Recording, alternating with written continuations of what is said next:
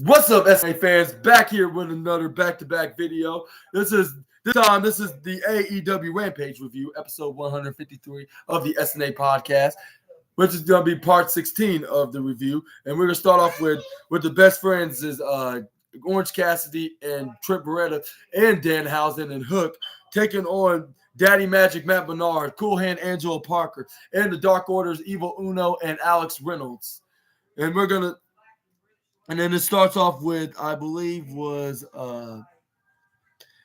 Danhausen and Evil Uno, which Evil Uno put Danhausen right into the lower left corner, hitting striking right hands to the point that Gunther would probably add him to the list of MV next, by remembering him hitting the chops and hitting it with a deadly chop of justice.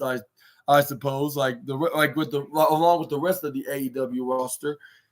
This is where Evil Uno start by putting his hands in the air, give me a hell yeah. It's like don't turn it to a masked version of Stone Cold. We already had that before in another outside WWE promotion before with their masked wrestler trying to cosplay as the Rattlesnake. But anyway, this is where Danhausen kicked him in the midsection.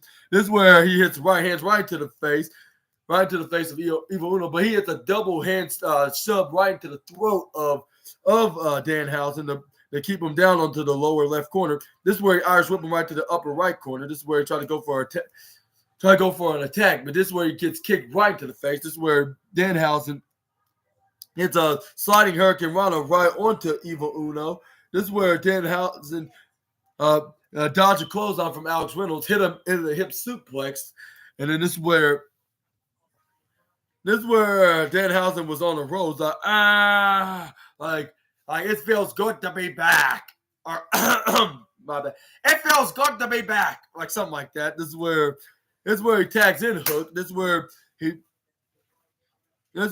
he does a double Irish whip right from the left-hand corner to the right-hand corner with Hook. This is where they try to go for a double back elbow, but this is where he hang on to the ropes. Got tagged in by Daddy Magic. This is where the sports entertainer, or former sports entertainer, came in with his buddy Angelo Parker and the Dark Order's Alex Reynolds and Evil Uno. And this is where Hook and Danhausen had their boys, which is Trent Beretta and Orange Cassidy. This is where they start arguing at each other. This is where the referee's like, this is way out of hands. No, go back to your post. This is where everybody started brawling, to the point that it looked like it would be like a type of match that would end in a no contest. But the referee gave them some sort of a second chance for some reason, which that was very shocking. This is where they start hitting fists on each other, back and forth, it was just a cluster into the ring, until it was Hook, in the ring with Cool Hand Angelo Parker. Luckily, Ruby Soho wasn't there because he would be getting beaten up even more, and he wouldn't be getting realized because he have these odd feelings for the former Ruby Riott. But this is where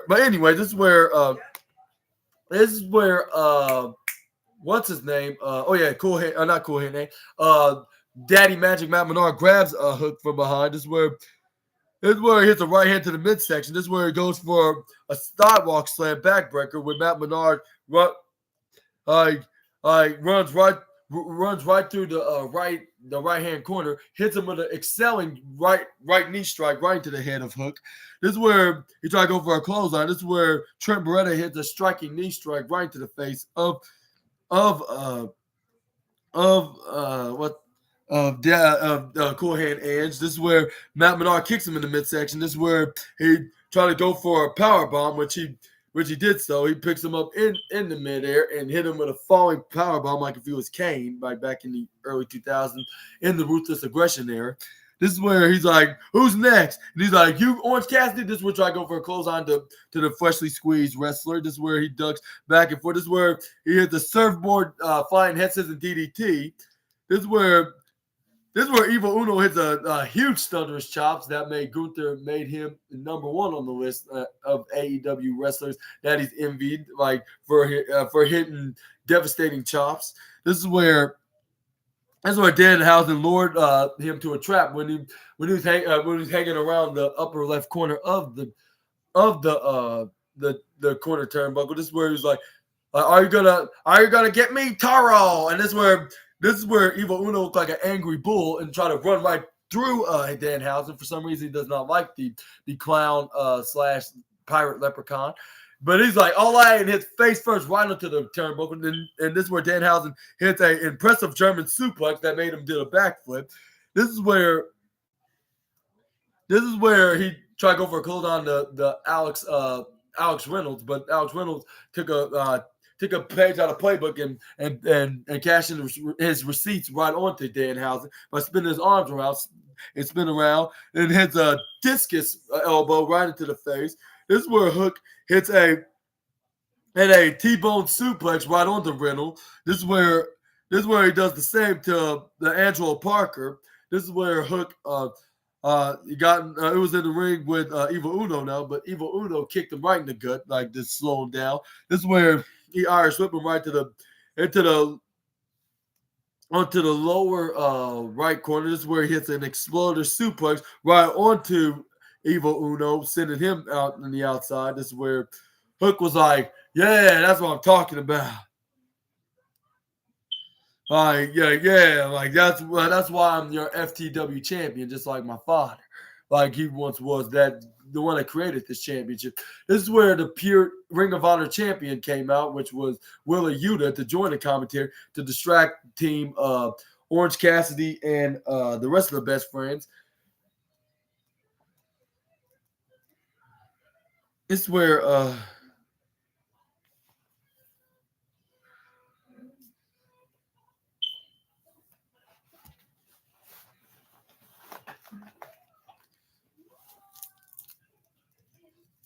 and then let's see else happens.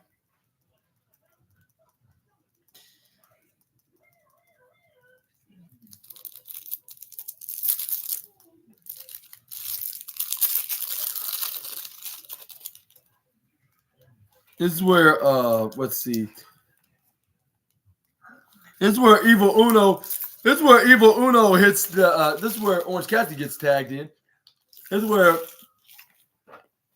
Evil Uno catches Orange Cassidy, hits him with this powerbomb position like that turned into transition to a paydirt kind of facebuster maneuver. Like he flips him over and hits him with the maneuver.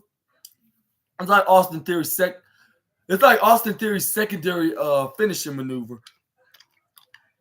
But yeah, Evil Uno did this to Orange Cassidy.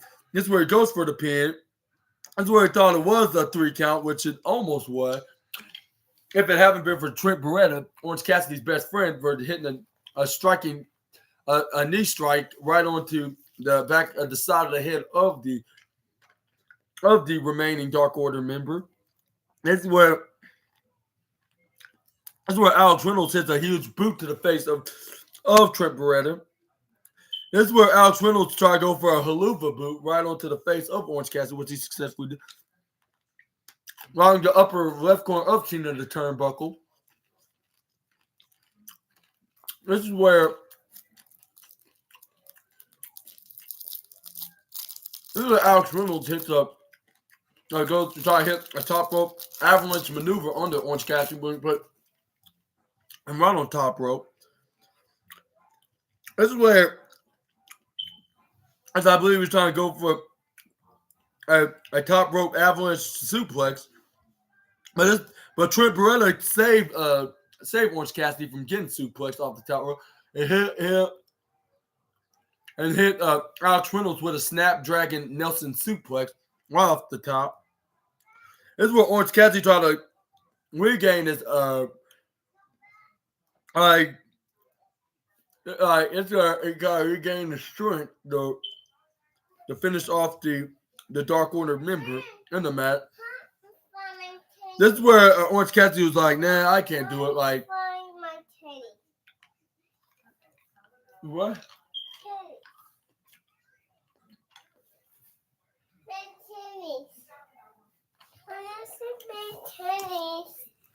Try to look over here.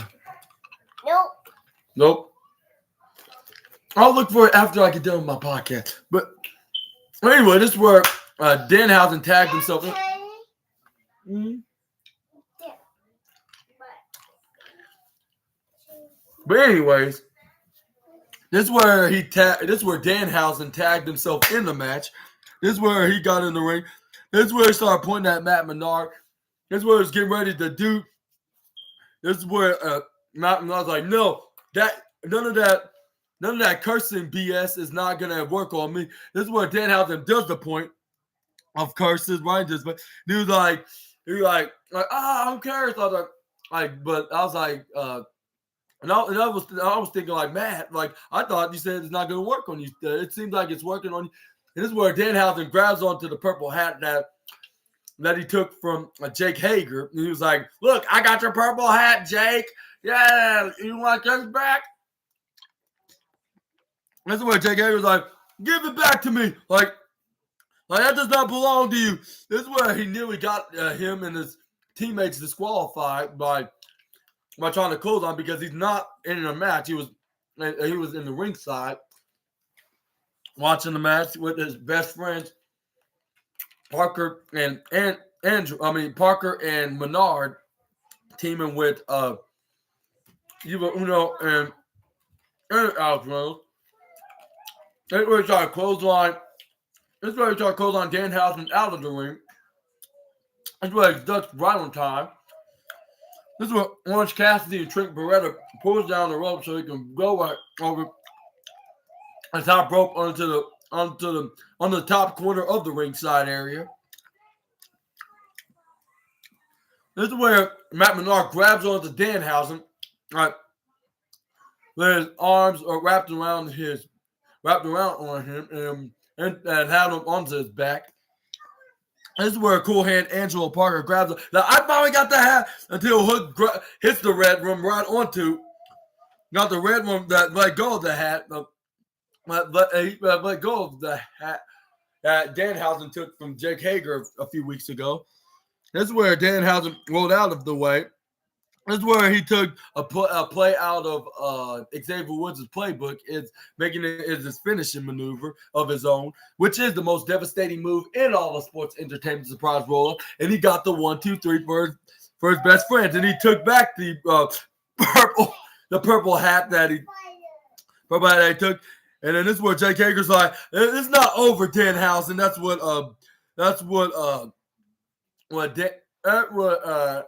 Jake Hager looked like, that he was showing the anger and upset and showing his upset mood that he is with the clown face painted, very nice and very evil vampire pirate leprechaun guy. That's where we got a backstage interview with Renee Paquette with the three teams that's going to take on Chris Statlander, Sky Blue, and Chris Statlander, Sky Blue, and Hikaru Shida, which is the two members of the Outcast, Soraya and Ruby Soho, and Anna Jay teaming. Right, it's very unusual because Anna Jay's teaming with the guy that's always keep hitting on. This is where Soraya was like, "Yeah, you already know, Renee. Sorry I interrupted you. You know him so much, but I have a couple of things to say. Like Aunt Anna is the most beautiful thing I have ever. Have you ever seen? Like you know, and this is where I believe Ruby Soho said something. I don't know what she said. Like, I'm not sure if she even said anything. But this is where Soraya was like, you're on timeout. Like, so stop talking, Ruby. I was like, okay. Like even if she did say something, like, you're starting to sound like a female AEW female version of Ludwig Kaiser. So I always say that to always say something like that to Giovanni Vinci. And she's like, she knows what he's done. The dude she's like, thank you, and like we had some extra help around there. Or this is what she was pointing at Ruby Soho. Like she's not really a help because of and just her having an obsession with Angelo Parker for the past couple of months, or more like a month, like right now. But even though it started like probably at the end of October, so I guess I could say a couple of months. But you're like, yeah, it's nice to have you around, like. Like it's very irritating streaming creatures. Like we need to extinguish this issue. And this is where Soraya was like, "Oh boy, here it comes." This is where Angela Parker was like, "Hey, hell, lady, like so." I talk we're all I've been talking to the guys. So let's go. Like this is where Anna Jay's like, actually no, like I don't I don't want to I don't want any of you guys out there tonight. So because y'all haven't been good boys and haven't been supporting me a lot lately. Like especially you, because you're going to be nothing but a distraction for me and my team. And then this is where she walks out of there because she even knows that he has an obsession with Ruby Soho. This is where Soraya's like, this is why I love her, because she puts even her male counterparts in check and make sure they do not cause any trouble. And then this is where it's like, well, what are you ladies are doing? This is where Ruby, Soraya was like, no, don't be a side boy. Like, let's go, Ruby. Like, don't look at him. And then this is where Ruby Soho's like, I'm sorry. And then this is where she walks out with Soraya to get ready for a match. This is where Renee Paquette's Pat Angelo Parker in the back. She was like, nice try, buddy. And then this is where we go right back into the ring because it was Sting and Ric Flair being in an in-ring interview with Ric Flair. With the Sting and Ric Flair was in in-ring interview with Tony Schiavone. And this is where Tony Schiavone had a couple of questions to ask the two legends.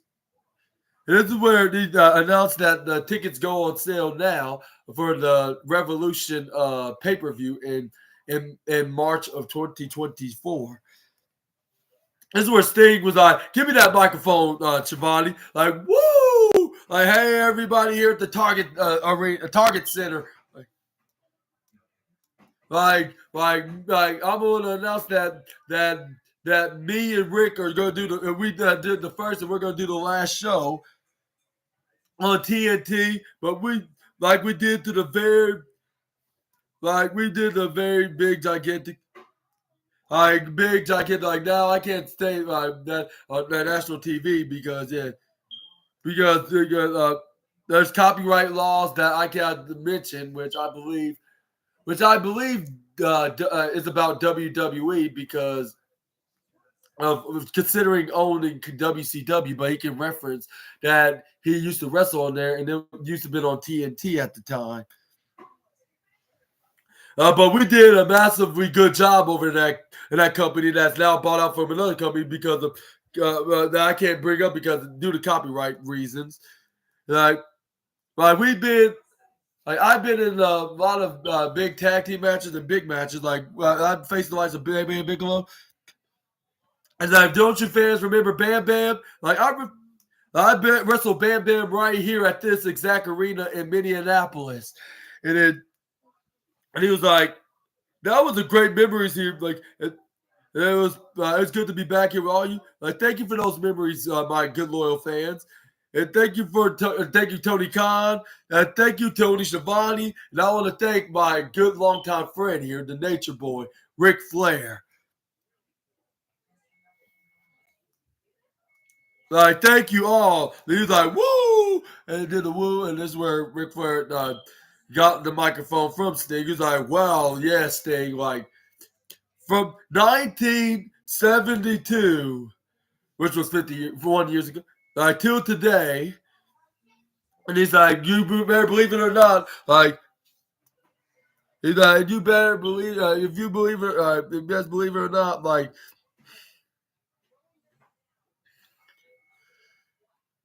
yeah, from 1972 till today, or just 51 years. I believe it.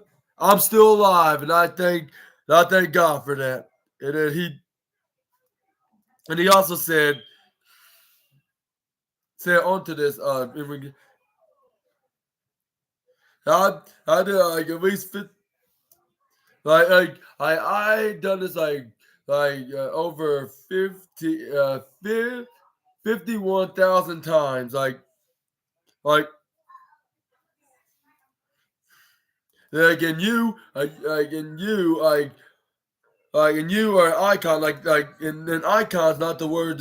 It is again. It's not the only thing that it proves that you're that you are the legend that you are today. And he's like, I'm very serious right now. Like I'm back. I'm so serious to be back in my hometown. To share this moment.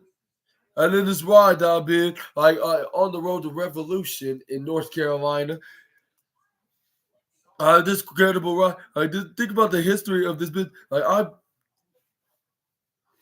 I've been hanging out with this guy since '88, and I'm gonna beat him today and next year when in 2024. That don't happen.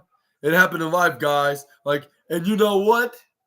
We stayed as respectful and honest with each other, and ever since the day we met, and that's what we need in this world, guys. You're the man, Sting. I'm glad to share the ring with you, in in the half of the mass majority of my career, and he's like, now I get out to like. Back in the old days, even though I can't do it like I used to, but I can help make AEW strong, even with my appearance. Woo! Woo. That's where we got an earthquake of woos, in around the arena in the Target Center in Minneapolis, Minnesota. This is where Tony Schiavone is Ric Flair will be in the side of Sting at AEW Revolution on March 3rd. Sting's final match at Revolution 2024. Tickets at the Greensboro Coliseum, Excalibur. And it's where Sting was very hyped about this retirement match because he had a huge grin around his face, in the ring. And who do you think's gonna be his last? Who's gonna be his last opponent on his last match? Do you think it should be a Ric Flair, or do you think it's somebody else? Somebody new, young, and fresh, and that's gonna be wrestling for a long time. That's on AEW right now. Somebody that could be a dream match that he could face in his last final match in retirement. Y'all let me know down in the comments below. Who that person could possibly be. But we're gonna move on to the next slide, which is in a backstage interview with Hikaru Shida and Sky Blue and Chris Statlander. This is where Chris Statlander was very ticked about losing her championship, and then this is where annoyed. This is where she. No, I'll say this is where she's like, I'm going to lost more steam by fighting these three women that I've beaten in the past before, and I can do it again. This is where Sky Blue started arguing with Chris Statlander because she did not want to hear whatever comes out of the former TBS championship's mouth. This is where Hikaru Shida steps in and break it up. She was like, enough. I know how y'all feel. I've lost a championship of mine, but I'm not gonna let that bother me. I lost my title. I feel left out too. I've lost my title. I feel left out too. But I'm not gonna let this. I'm not gonna let this bother me a single bit. Let's. How about we take our frustration out on our opponent tonight in the 6-woman tag match? And this is what Chris Statlander was like, yeah, that's one thing I agree with you on. Which we do have that match, but before we had the 6-woman tag match, this is where we had the Don Callis family coming out in the ring. This is where they squashed this trio into less than 5 minutes, with Kyle Fletcher, Konosuke Takeshita, and Powerhouse Hobbs, just basically beating down their these trio enhancement talent, and got the 1, 2, 3. This is where This is where Don Callis grabs onto the microphone. This is where he start. This is where he sending a message to Kenny Omega and Chris Jericho, which he cannot get enough of talking trash and trying to get even or even get trying to destroy and kill Jericho and Kenny Omega. Like even though they way past their feud, like with Jericho and Omega having Paul White and Kota Ibushi taking on the Don Callis family, but it seems like that's not enough for Don Callis for his fetish of keep obsession and fetish with Chris Jericho and Kenny Omega trying to destroy them and trying to serve their heads on silver platters, which that is a crime, but it's a metaphoric statement, like from a line in wrestling. But it's where Don Callis was like Chris Jericho, Kenny Omega, like the Golden Jets, like even like you two are the greatest of all time in the tag team, but what do you got? Like you got a team that could be the most dominant in all of professional wrestling. And then you could barely hear what Don Callis had to say because fans are booing so loud to the point that he could probably beat the booing record of Dominic Mysterio for being I'll say the second most hated guy in all of professional wrestling next to Dominic Mysterio, of course. Like, and this is where fans are booing. This is where he's like, and I know that, wins on here on All Elite Wrestling does matter, and in All Elite Wrestling, but it doesn't matter with the Don Callis family. Like, the only thing that matters is winning, and we gonna stay on that. Whether if it's singles matches or what if it's singles matches or tag team matches or even trios tag matches? Like the Don Callis family will continue to dominate until there's nobody left for the until there's nobody left to hide the Golden Jets in All Elite Wrestling. And this is where they left the building with them giving out some very ugly smiles that you do not want to see in your entire life, to say the least. Like they look like a family from hell, like or worse than hell. If anything, if there's any other place that's worse than hell, of course. But I don't know if that's the case because that's the most worst place that you can go.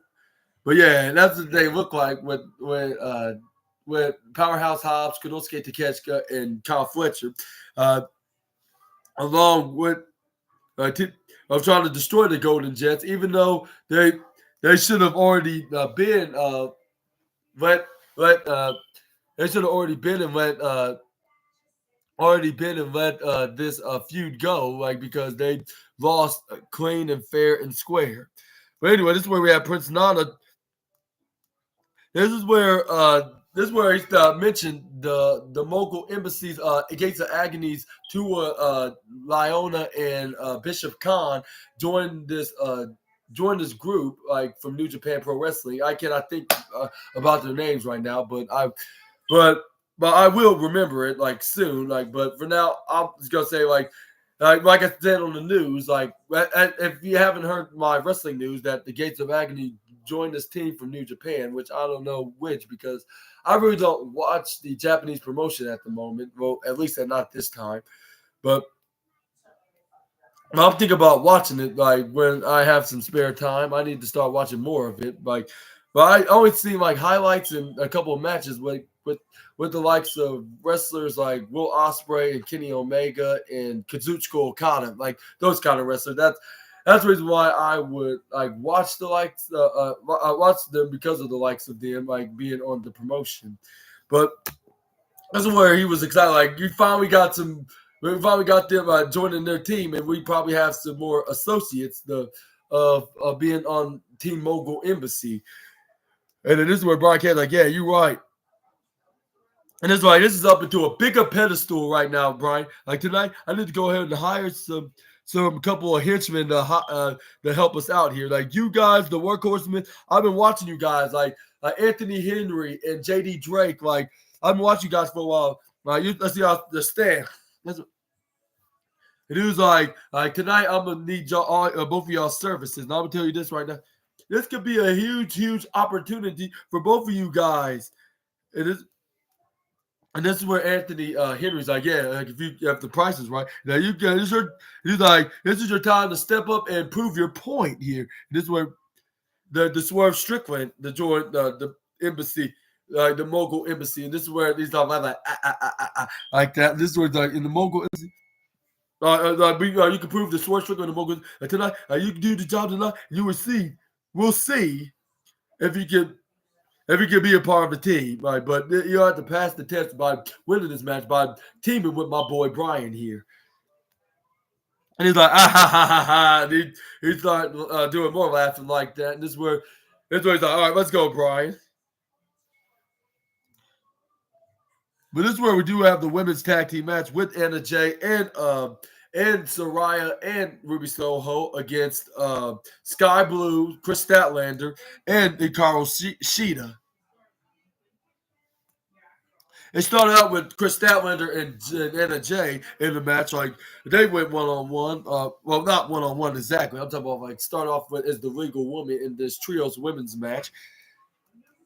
With a back-to-belly move from Chris Statlander onto Anna Jay, slamming her face first right into the canvas. This is where she gets tagged in by Hikaru Shida.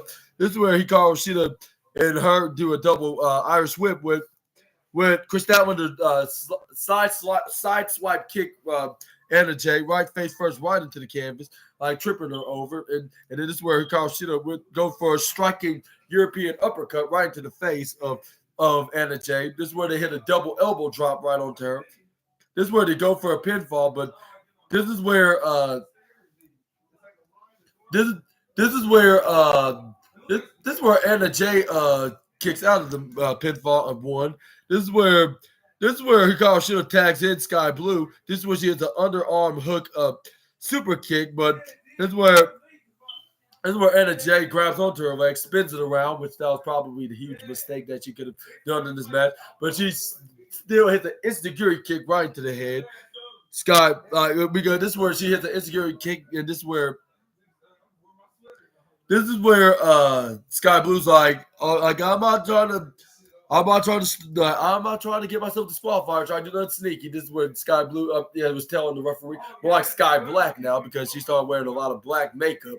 This is where she gets tagged in by Chris Statlander. This was she was like, really? Did you really have to tag me in like that? This is where Chris Statlander was like, all right, like let's get back to business. This is where Sky Blue tags her right back, like to get some payback on her. This is where Chris Statlander's like, really? Like, okay, like if you insist, but this is where she instantly tagged her right back. This is where Sky Blue was getting very annoyed. Like, what are you doing? This is where they start arguing at each other. Like, she was like we're gonna do that to me. I was like, well, you did that to me first. Like, so I'm just paying you back the favor, buddy. And then this is where Chris Statlander was like, all right.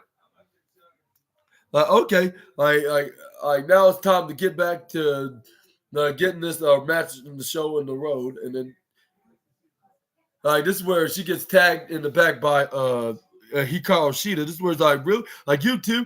This is where Hikaru Shida got in, like with Saraya getting tagged in by Anna Jay, I believe. This is where she tried to go for a clothesline. This is where Saraya ducked. This is where Hikaru Shida comes from the upper corner ropes. This is where she hits a side kick right to the midsection, went right to the bottom ropes. This is where she tried to run to try to go for an attack to the Hikaru Shida, but she gets step up Giri by her. She landed right onto the lower right corner. This is where Hikaru Shida picks her up right into a reverse fire women's carry. This is where they're about to go for a torture match, which he did so. This is where Ruby Soho tried to come for the aid of her best friend. She was like, "You stupid cat!" Like let her go. And this is where she tried to go right towards Hikaru Shida, but she gets kicked right in the midsection. This is where Hikaru Shida was about to hit This is where she was about to hit a suplex like maneuver, but really it was like but I'll say it was about she was hitting a oh yeah, she did hit a suplex. I was thinking somebody else. This is where she hit the. This is where she does hit a suplex right on the Saraya. Gonna hit a suplex. On to Ruby Soho right on the Saraya, like her own teammate. This is where she goes for a pinfall to Saraya, but this is where she gets kicked. This is where she kicks out at one. This is where she tags in Sky Blue. Sky Blue picks up the former anti-diva. This is where she Irish Whipper right to the right side corner. This is where she hang on to the rope. This is where Sky Blue hits a striking shiny wizard knee strike right into the face of Saraya.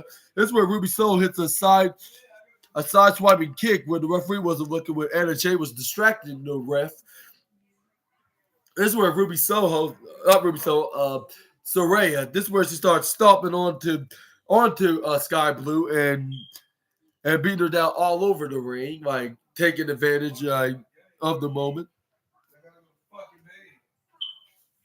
This is where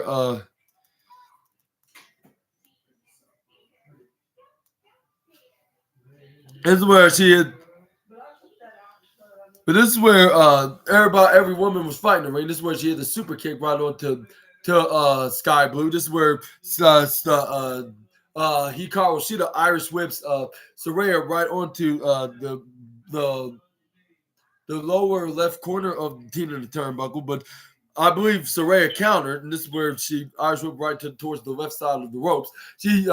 But this is where Hikaru Shida picks her off with a ginormous knee strike right into the head. This is where Anna Jay hits her with a running super kick. This is where Chris Statlander tried to go for a clothesline right onto what's her name to Anna Jay. This is where she hits her with this headliner face buster maneuver. This is where she tags in Ruby Soho. This is where she twists Chris Statlander's arm, hits it with a sliding super kick. This is where Ruby Soho tried to hit the super kick, but this is where Chris Statlander moved out of the way right on time until she moves out of the way, and this is where Ruby Soho accidentally super kicks Anna Jay. Yeah, it was Anna Jay right across the face. This is where Chris Statlander tags in Sky Blue. This is where Chris Statlander try to go for the Friday Night Fever. Or was the face? No, it was Fine Hits and Face Buster. Then Sky Blue hits the Cold Blue right onto Ruby Soho. She got the 1, 2, 3 for her and her teammates. And yeah, your winner is Chris Statlander, Hikaru Shida, and Sky Blue. Of course, it would be because there was some miscommunications with Ruby Soho and Anna Jay and Saraya. So yeah, of course they were going to win because of that. And two, we need to get some wins because they've been lacking W's for the past couple of weeks. Exactly, and I paid for that shit. I got that bitch the first to half. But yeah, what do you thought about this win? I thought this was pretty decently good for the trio. But sound off in the comments below. But I'll say this was like the second match of the night, and I'll say, and don't get me wrong, I'll say the Mogul Embassy's Brian Cage teaming with the Workhorsemen against the Penta El Miedo, Vikingo, and Commander was really good. But I'll say that was number 3. That was the third match of the night. Like, don't get me wrong, but it still was a good match. Like, I'll say very good enough to watch. And I would say the match of the night was Best Friends, even though it's kind of goofy for me to say this. And I'll say it was definitely goofy wrestling of the night, but I'll say this was very entertaining. And it made me sports entertained. So I would give this number 1 match of the night. But let's move on to the next slide. We got some hype videos with Bryan Danielson with his match against Eddie Kingston this Saturday, which he does face him in the round 2 of the Blue League's Continental Classic tournament. And who do you think is going to win that match? Do you think it's going to be Eddie Kingston or Bryan Danielson? Some just tells me that Eddie Kingston will bounce back and get a win and continue being at least in the middle, at least continue to be in the middle side of things into this tournament until next week's tournament. That whoever he faces, whether that being Andrade or Daniel Garcia or anybody like that, I would say or even Claudio Castagnoli. Like he's gonna probably he's gonna move on to there. Like and after if he beats Brian Danielson, but don't get me wrong, Brian Danielson could also is also a really good talent, and he could be the one that could beat Eddie Kingston. Like who knows? Like I wouldn't rule out anything. But this is where we got hype ups of all the matches, like and who you think is gonna win them respectively in the three match and on AEW Collision. Y'all sound off in the comments below. But let's move on to the main event match of the evening, which it was Commander Penta El Zio Miedo, El Hijo del Vikingo, and against the Workhorsemen's J.D. Drake, Anthony Henry, and the Mogul Embassy right hand man, I suppose to call him, Brian Cage. And then if the Workhorsemen wins, they get the show Swerve Strickland and the Mogul Embassy that they're worthy of being new members.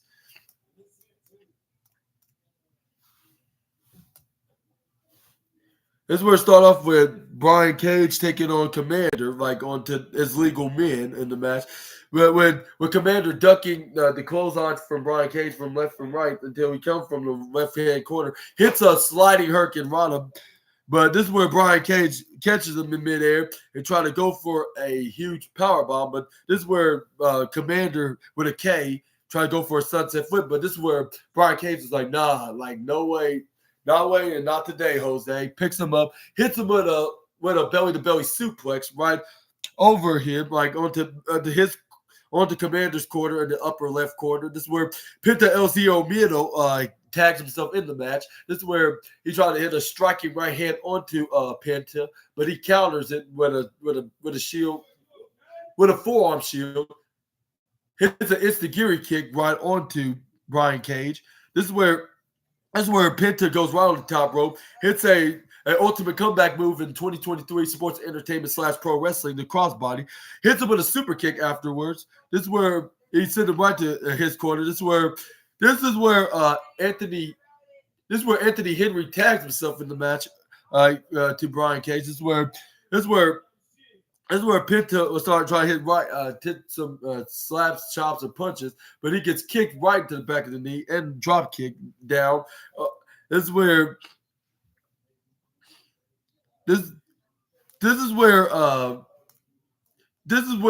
what's his name?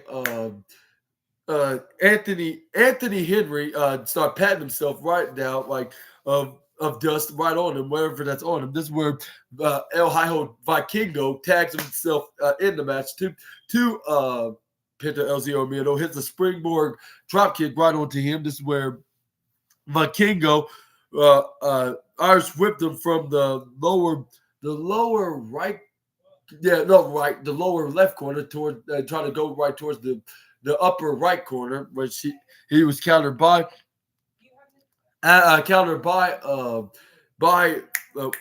Anthony Henry. But this is where Vikingo twists out of the counter, hits a backsliding kick right into the midsection, and a back roundhouse kick to the head of Anthony Henry. This is where he hits a striking elbow strike right onto the face of what's his name? Anthony Henry. This is where Vikingo hits a rolling flip.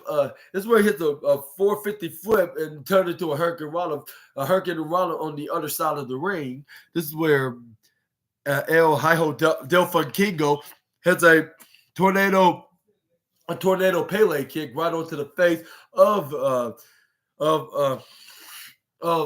Anthony Henry. This is where he tags in his tag partner JD Drake. It was the big man and the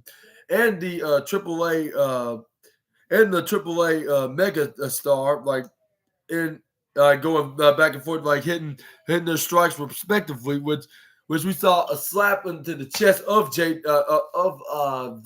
to JD Drake. This is where JD Drake answered back with a huge chop of his own, like sending a message to Gunther, like that he wants to have a big man slapping man meat fest with him, like whether if he goes to AEW, whether if Gunther goes to AEW or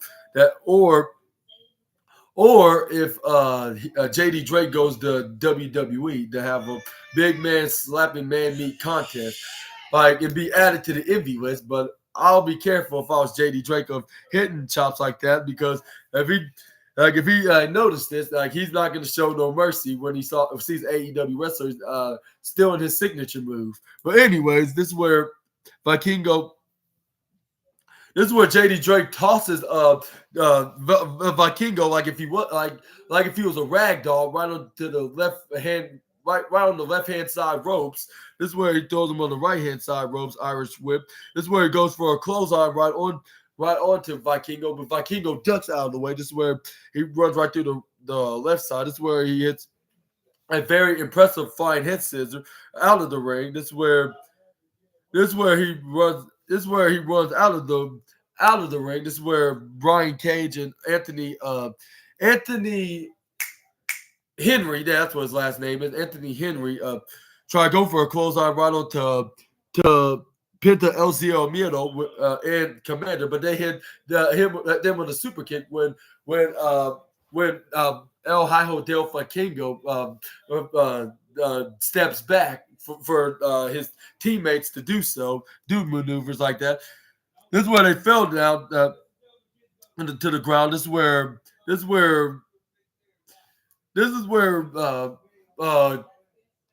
Commander leapfrogs over Penta LZO Miedo with him giving him a boost up 10 feet in the air. He hits a diving middle drop kick right onto Brian Cage out of the ring. This is where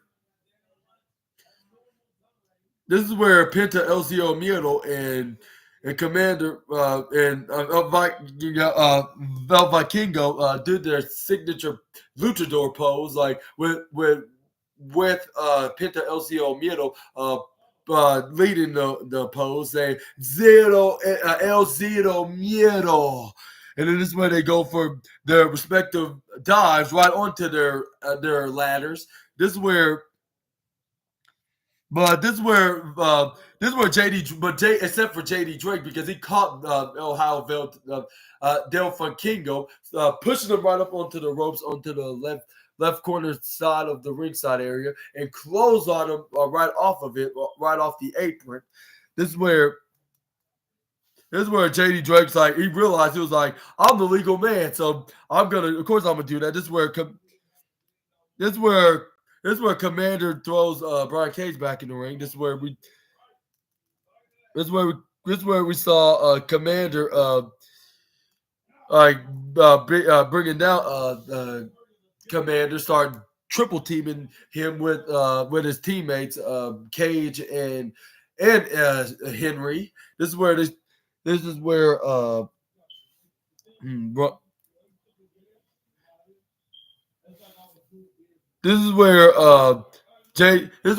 Drake was in the ring with Penta with Commander.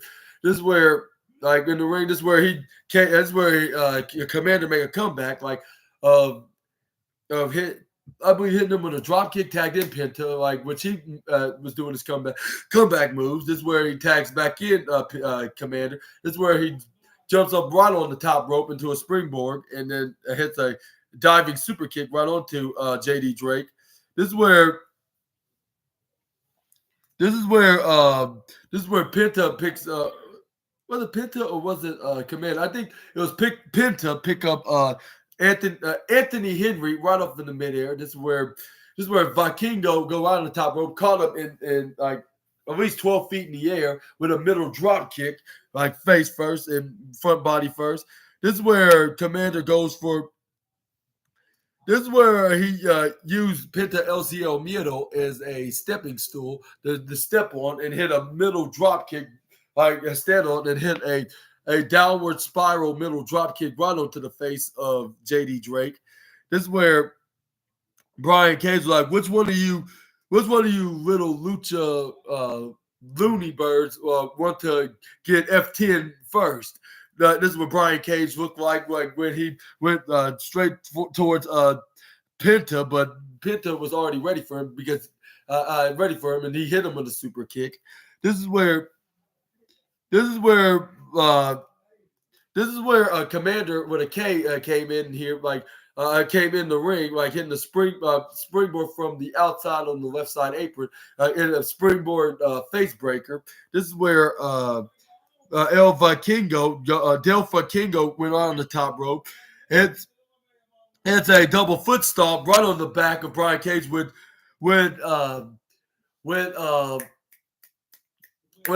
Commander hitting a face breaker right onto hitting the face breaker, still hanging on to Brian Cage. This is where Penta goes right on the mid rope, and he was like El Zero Miedo, hits a double foot stomp right on to Brian Cage. He tried to go for a pin. Aubrey Edwards counted the two. This is where he kicks out at 2.999999999 double triple nine, like negative 0.1 away from being 3. This is where Pinto was trying to hit the El Zero Miedo power driver, sit up power, but Brian Cage rolled out of it. This is where he spins it around, hits a knee strike right into the face of Pinto. This is where he gets tagged in by Commander with a K. This is where he tried to go for a springboard crossbody, which is the ultimate comeback move in sports entertainment. But he gets instantly headbutt by Brian Cage. This is where, or shoulder block, I should say, not got standing shoulder block. This is where he tags in JD, not JD Drake, tag in what's his name, Anthony Henry. This is where he told both men to get in the ring. This is where he does the most never before seen an amazing move in all of professional wrestling, and that was him doing a flying monkey flip by slingshotting him right onto the workhorseman. This is where when JD Drake catching him right in midair and hit him with a power bomb, picking him back up into a slingshot or a catapult, I should say, more like a catapult. My apologies, by the way. When Anthony Henry hitting a super kick right onto the face of Commander. This is where he goes right on the top rope. This is where he dives off the top rope and hit a double foot stomp. This is where he thought he had him a pin and won. This is where he gets a drop kick by Vikingo, right after 2 when Aubrey Edwards counted to 2. This is where JD Drake throws Vikingo out of the ring. This is where Penta hits a super kick right onto the big man JD Drake. This is where Brian Cage tried to go for an F10. This is where he hits a F10, even though it looked like an F5, like a basic F5, but it was his version of F10 because Brock Lesnar's F5. This is where Vikingo went right back in the ring, and he hits a springboard sideways tornado DDT, like make him land right into the middle of the canvas. This is where Henry. This is where what's his name? Henry. Anthony Henry. That's what his name is. My apologies for the thinking again. Like Anthony Henry. I keep forgetting. Like he hit a sit out power driver right on the Del Vikingo, El Hijo Del Vikingo. This is where Penta hit a Nelson pump handle lucha driver right onto to Anthony Henry. This is where he tried to go for a super kick right on the JD Drake, but he caught him, spin him around, kicked him in the midsection. This is where he hits a double underhook spinning neck breaker, like if he was Angelo Dawkins, which I believe Angelo Dawkins is going to be starting an envy list, and Gunther won't be the only guy he's envying from WWE. But this is where Commander hits a super kick right onto JD Drake. This is where Brian Cage tried to go for a German suplex, but Commander started hitting a triple striking elbow right onto the face of Brian Cage. This is where this is where Anthony Henry tried to go for a spinning Pele kick. This is where Commander kick ducks out of the way and accidentally. This is a step. No, it was a step up instant gear. He tried to go for a step up instant gear to Commander, but he accidentally hit Brian Cage instead. This is where he was like, "No, Brian Cage, like, I'm sorry about that. Like, I was not trying to." This is where he hits a discus clothesline and he turned him around in the process, which was a very hilarious spot. Like the second goofiest wrestling of the night. This is where JD Drake was like, "Hey, what was that all about? Like you gotta have a good explanation." This is where he shoved him off. This was like, "Forget you." Like that's what JD Drake was like, "Forget you." Like we don't even need you anyway. This is where Brian Cage and Prince Nana left the arena in the match. He was like, "Well, we don't need them. Like their care is no longer needed for us. Like, so let's go." That's what Prince Nana was like. Let's go. Like this is where they left out there. This is where El Hijo Del Kingo hits a spinning Instigiri kick or Pele kick right into the face of JD Drake. This is where Del Kingo went straight for Anthony Henry. This is where Penta grabs Anthony Henry. This is where he hits the sit-out power driver like Zero Miedo, and this is where he hits the fear factor. This is where Commander went right on the top rope, like walking onto the top left hand ropes. Hits a shooting star press, like dipping into a springboard right onto Anthony Henry. This is where El Hijo Del Kingo hits a 630 splash to get the 1-2-3, and the three luchadors with one of them with no mask, like winning the match, like celebrating their win, and that's how AEW ended tonight. And it looks like the Workhorsemen are definitely not going to be in the Mogul Embassy, which I figured that would be the case. But that's how AEW Rampage ended tonight. And I would give tonight's AEW Rampage a 3.5. I'd say not the greatest, but I'll say not the greatest, but the most entertainingly average kind of AEW Rampage tonight. And how would y'all rank AEW Rampage if y'all were reviewing it? Y'all let me know down about that in the comments down below. But I've been your host, Super Ninja Austin. This was the 153rd episode of the SNA podcast, and hopefully you guys watched and listened and if hopefully you like it and if you did, please make sure to hit a thumbs up, comment your thoughts about anything about that has anything to do with this video or anything to do with AEW on here. Subscribe, click the bell notification so you can be notified when I upload a new video. But it's just the usual Rampage. But share it with your friends and family. I'm gonna be doing my usual wrestling news video, part 56, episode 154, and then do a 155 episode of the SNA podcast of the Collision review, which we're definitely gonna see the three matches, which will be Andrade El Idolo taking on Daniel Garcia. We'll see Brody King taking on Claudio Castagnoli, and we'll definitely see Bryan Danielson taking on Eddie Kingston in a Blue Leagues tournament of the Continental Classic. And like I said before, I'll say it again one more time on this video, who thinks is going to win respectively. Let me know by leaving a comment of your thoughts down below. And hopefully y'all have a great Friday night, and I'll see you all tomorrow afternoon. Until we see each other again, Super Ninja Austin, the assassin, is out. Bye-bye, my SNA fans. Thank you guys for watching until the very end.